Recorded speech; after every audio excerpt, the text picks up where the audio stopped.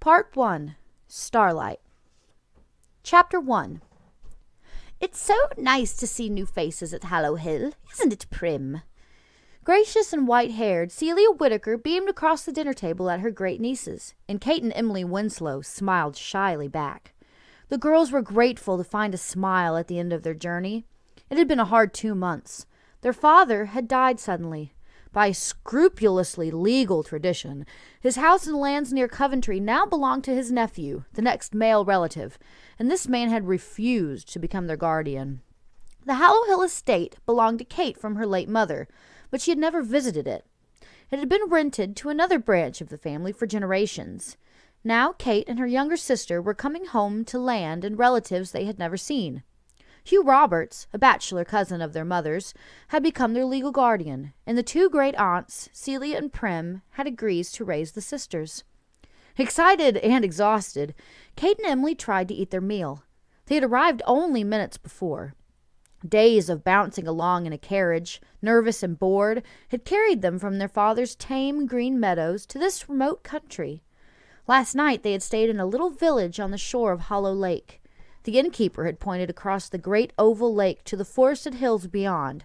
A high, bald promontory faced them on the other side, and cliffs and bluffs tumbled haphazardly down to the smooth surface of the water.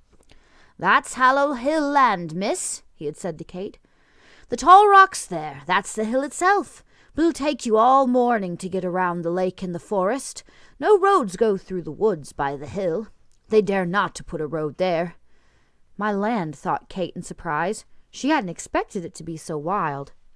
"And what a beauty you are, my dear," Aunt Celia said to Kate. "You favour your mother, doesn't she, Prim?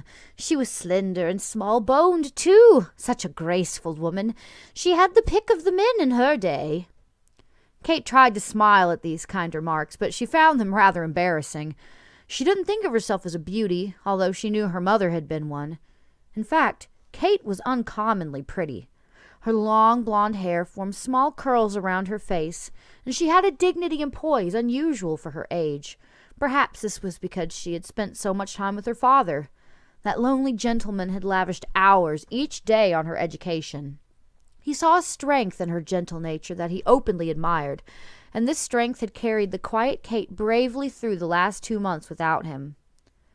Raw-boned and large-handed, Primrose Roberts didn't smile as often as her sister Celia, but this didn't mean she was ill-tempered. She studied the blushing Kate, noting her fair skin and large, dark blue eyes. "Now, you know Kate's mother was dark, Celia, with that black hair. I think you're like your mother in your build, though. Such a little thing she was." Kate sighed. She hated being so short. No one but her father seemed to take her seriously. "I think you must favour your father, dear." Aunt Celia had turned to Emily. The youngest sister frowned by way of answer. Thin and dark, Emily certainly possessed her sister's strength of will, but she didn't always use it quite as sensibly. Her narrow face was very expressive, and her conduct often unexpected. Lively, intelligent, and quite immature, she usually burst out with exactly the comment that summed up the situation beautifully, and therefore could never in politeness be said. It is true that she had her father's plain brown hair and brown eyes. It is also true that it is annoying to live with a real beauty if you yourself are not one. Emily thought that she would have loved being a beauty and breaking men's hearts. Kate just didn't appreciate what she had. "Hallow means holy, doesn't it?" asked Emily. "Why is this place called Hallow Hill? Is there a church nearby?" "Oh, Hugh can tell you about that," Aunt Celia said. "Hugh's quite a scholar, you know. He's writing a book of family history, all about Hallow Hill." Their legal guardian was a large, corpulent bachelor with a round face and ink stains on his hands. Emily kept staring at him because he wore a curled white wig. No one but lawyers and grandfathers wore wigs anymore. Except for the barest pleasantries, he had been silent since their arrival. He had brought a book to the table and was reading it as he ate, his spectacles resting low on his nose. Now he raised his pale eyes from the pages and glanced dismissively at Emily.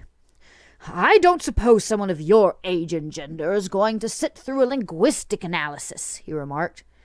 Kate saw her little sister's face darken and spoke quickly to prevent a catastrophe. "We'd love to hear about Hallow Hill's name," she protested with a bright smile. "Place name etymology is so fascinating. The words come out of Old English, don't they? So the name can't date back to the Roman times, but it could certainly predate the Norman conquest." Hugh Roberts fixed Kate with a critical stare. She noticed an ink stain on his nose and hoped her sister wouldn't mention it. "So we've read a book or two," he commented dryly. "Yes, the word hallow is Old English, but we don't know that hallow, or holy, is what was intended at all. Perhaps hollow is what was meant.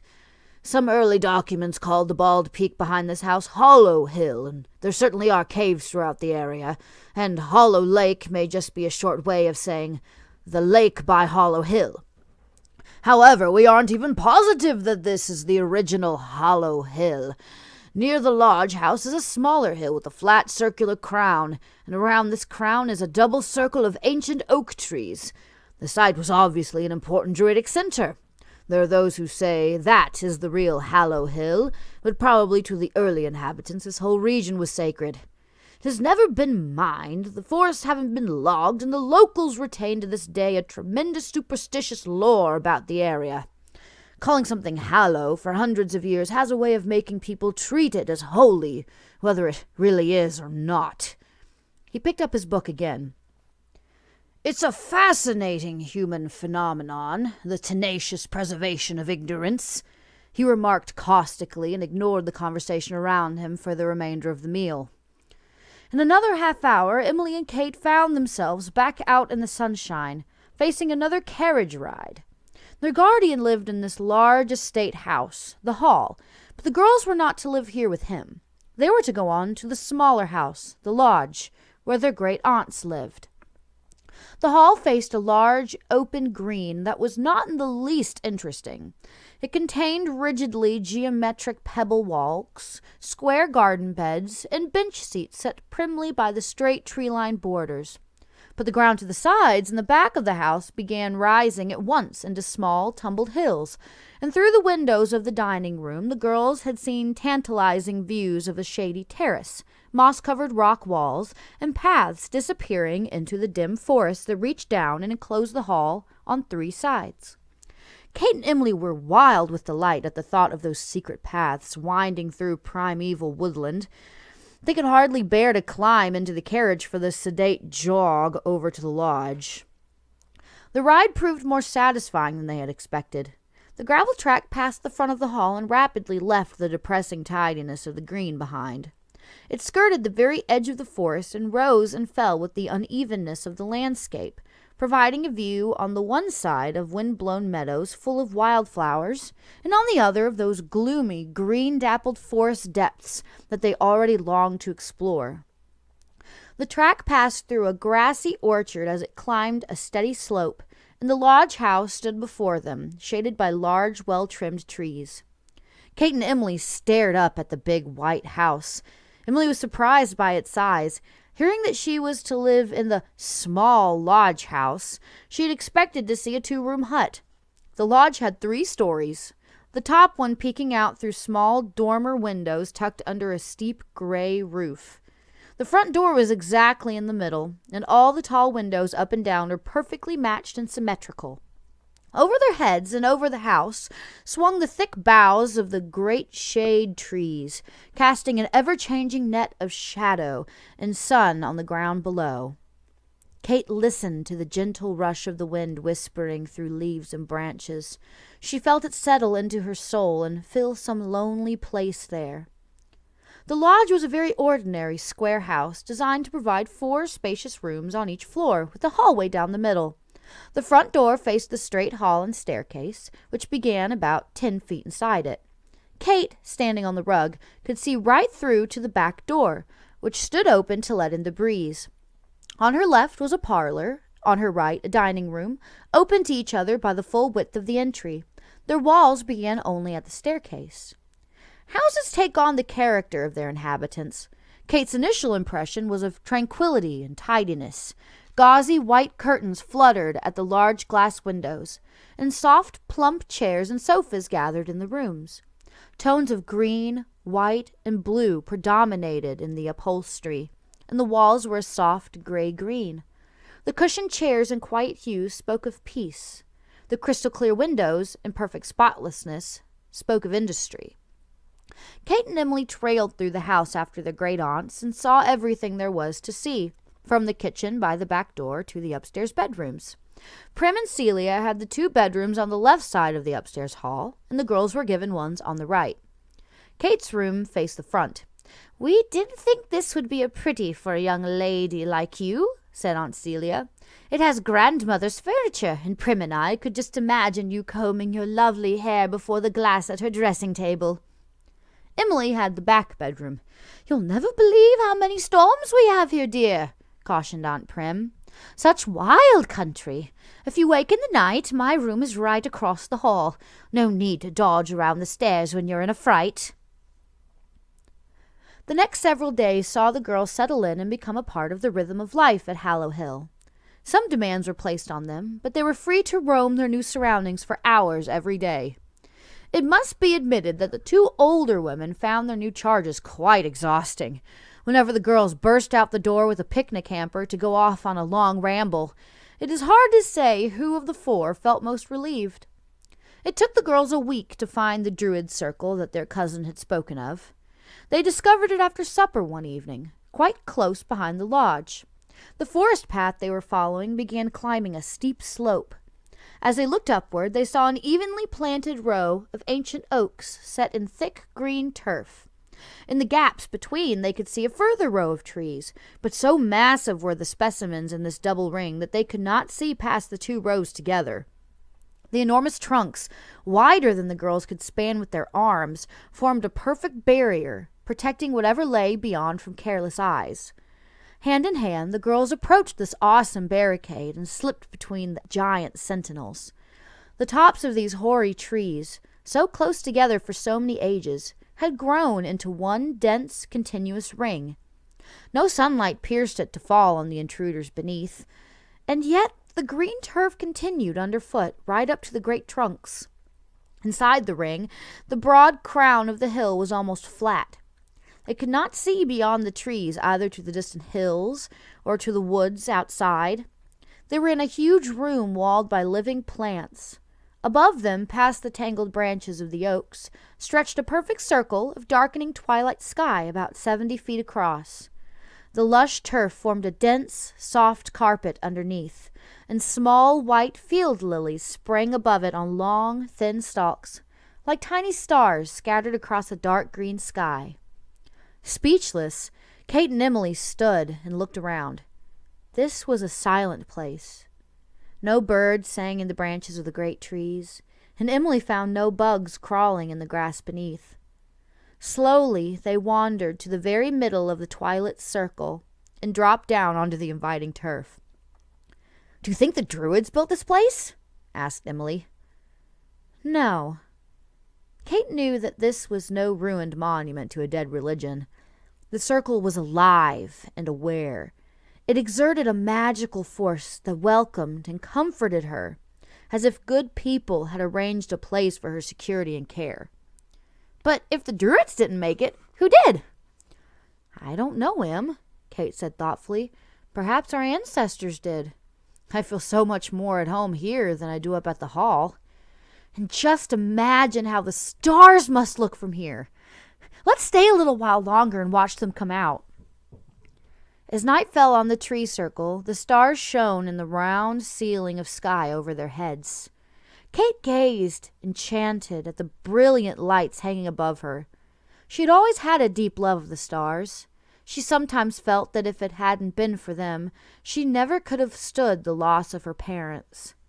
As long as she had the stars, she would never be alone. Even when she wasn't looking at them, she could feel their gentle radiance in her mind. They had never seemed as beautiful as they did tonight. One by one they emerged until the ebony sky was full and the glittering net shimmered over their heads. "We'd better go back," warned Emily, thinking about what her worried aunts would say. They crossed to the enormous trees, now black in their own deep shadows, and slipped between them to find the forest path again. It took some time before they hit upon it in the meager, dappled starlight. As they walked slowly homeward in the darkness, Kate tried to remember the beauty of the stars, but a vague presence intruded on her thoughts. She began to peer into the shadows. She couldn't hear or see anyone, but she was sure someone was there. Kate rambled in the late twilight as often as she was allowed, but she had never been afraid before. But now she held her sister's hand tightly.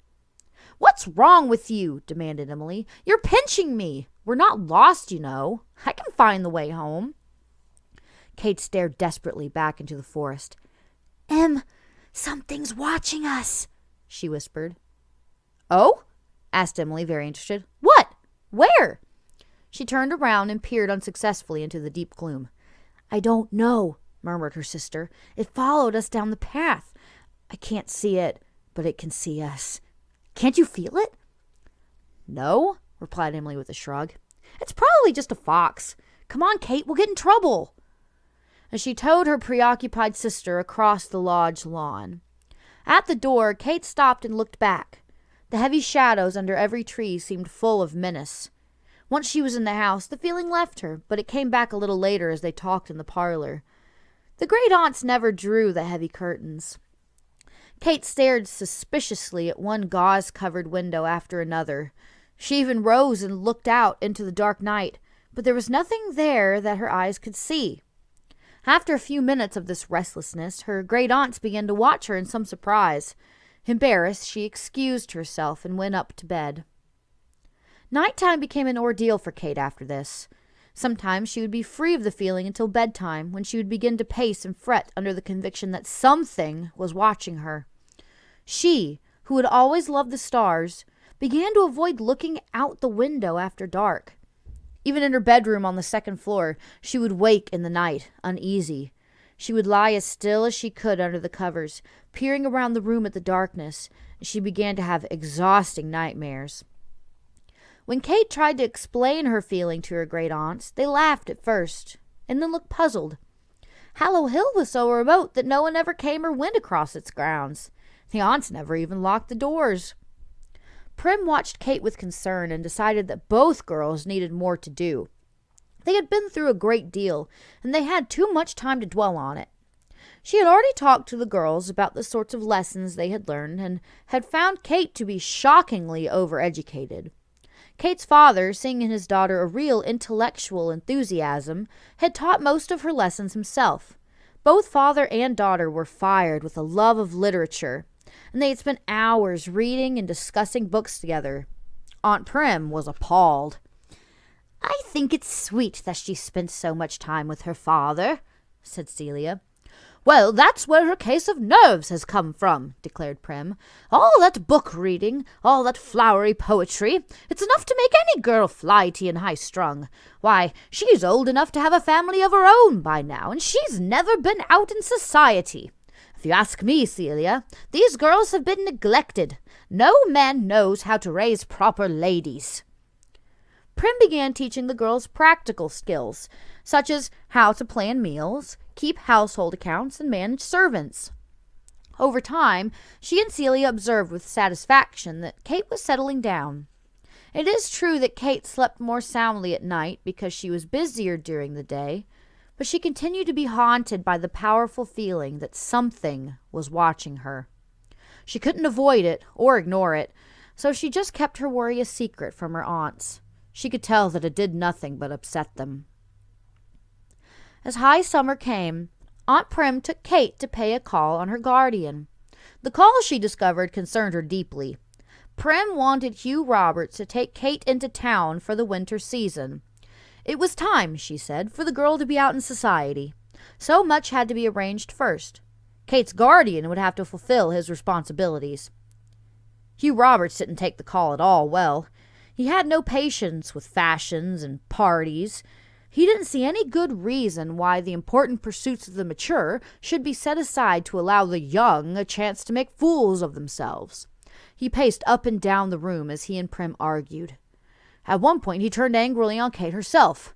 "Are you tired of the country life already?" he demanded. You can't wait to go off skipping and gossiping with a whole bevy of brainless belles."